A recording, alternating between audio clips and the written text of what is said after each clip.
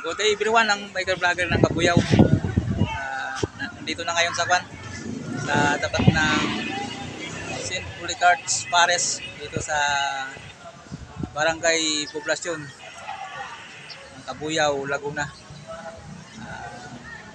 Bilang isang vlogger, gusto ko rin itong i-explore itong kagandahan ng simbahan dito sa Kwan, sa Kabuyaw City. Itong St. Policarp's Church, isa to sa mga famous na landmark ng Kabuyaw. Isa to sa mga dinadayo rin ng mga turista at saka yung mga vlogger kagaya ko na ma-explore itong kagandahan ng St. Policarp Church.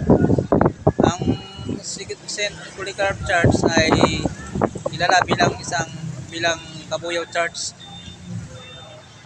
Founded siya noong 1571 ng mga